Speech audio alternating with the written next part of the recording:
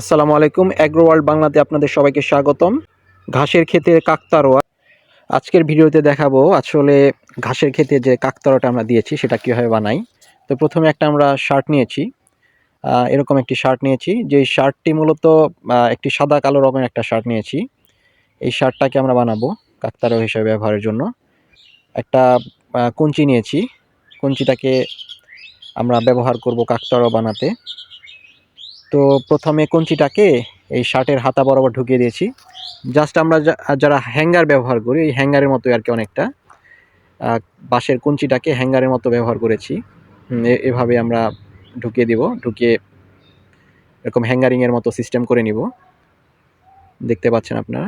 এরপরে এই শার্ট সহ বাঁশের কঞ্চিটাকে একটা লম্বা বাঁশের মাথায়, আরেকটা লম্বা বাঁশের মাথায় টি আকৃতিরভাবে বেঁধে নিব।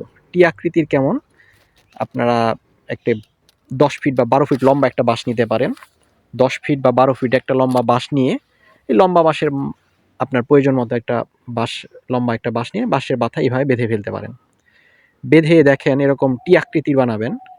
টি আকৃতির বানিয়ে তারপর এটাকে আমরা ঘাসের ক্ষেতে নিয়ে এরকম গর্ত করে এটা পুঁতে ফেলবো। ওই তো দেখা যাচ্ছে আমাদের কাকতাড়ুয়া রেডি। এই কাকতাড়ুয়াটাকে এখন নিয়ে, এই তো আমাদের কাকতাড়ুয়া।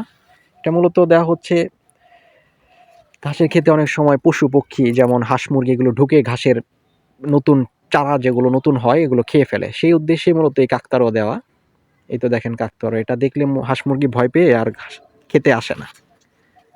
এটা দেখে মুরগিরা অনেক ভয় পায়, বিশেষ করে হাঁস মুরগি, বিভিন্ন পশু পক্ষী যেগুলো ঘাসের জন্য ক্ষতির কারণ, তাদেরকে দূরে রাখার জন্য এই কাকতাড়ুয়া।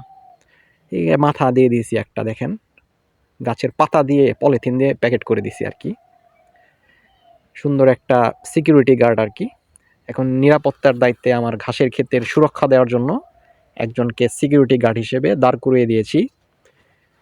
এই তো আমাদের কাকতাড়ুয়া পুরোপুরি রেডি। ঘাসের ক্ষেতের সুরক্ষা দেওয়ার জন্য একটা কাকতাড়ুয়া অবশ্যই দিতে হবে।